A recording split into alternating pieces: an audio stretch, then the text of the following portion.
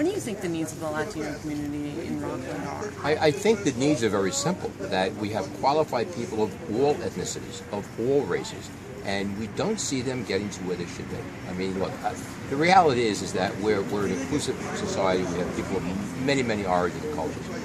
When you have qualified people who are not getting to where they should be in representing government, there's a problem with that. And I go back, obviously, to the late 1800s when my family came over here, and with an Irish and Italian background.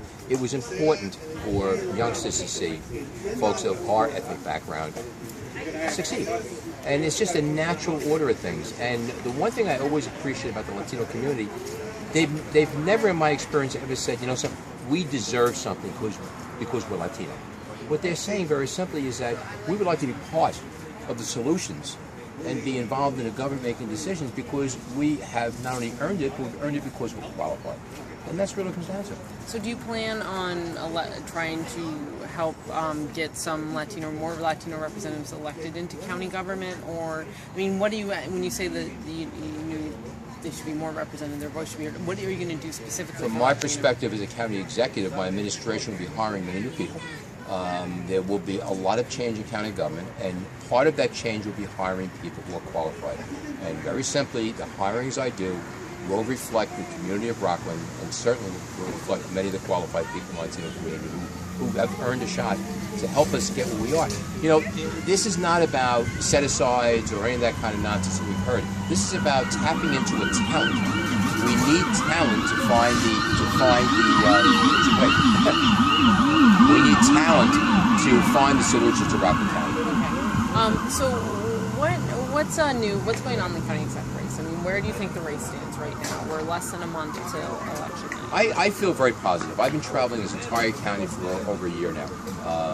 Initially to get a gauge on the support that I felt was there was in fact there, and now as part of formally pursuing the position. I have gotten a great sense from people. The one thing I marvel at, it's a gift that I'll take away no matter what happens, is to be walking in an area where someone comes up to you, doesn't know you, and looks you in the eyes and just express such belief in what you're doing. And that's what I'm trying to do. I'm trying to convince people. I'm very simply, at 62 years of age, looking to use the skills that I've picked up over my life to try to get this county back on track. I've never had a full-time political job. I'm a part-time legislator. I've seen the nonsense up close. I'm looking to correct it. I'm looking to use the skills I've honed over these years to get this county back on track. Do you think you're going to win? Absolutely. I feel very, very confident. Yes, I do. Okay, great. And then this endorsement marks how many endorsements? I mean, I believe this is like the 8th endorsement that I've received, and we're well over 125,000 people. And one of the reasons I take pride in these endorsements, the endorsements are a collective of numbers of citizens. I see my opponent get some political endorsements. He has a congressman, he has a state assembly person, and not to diminish these folks' contributions, but I stand myself with a number of people who are endorsing me, and these are legions of people, thousands of people represented by these organizations. These endorsements don't come lightly, and they don't come lightly, and they're earned, and I'm very, very proud of that. What do you think David Freed would be bad for the county? Last question. I wouldn't say that. I simply would say this. I've had this conversation. It's not a matter of anybody being bad. I would never say that, but I would ask people to look at our backgrounds and make a judgment on who is most qualified to make the decisions to run a county. Who can go into office the first day with the skill set, the management background, the executive background, the crisis management, somebody who's actually reorganized a police department.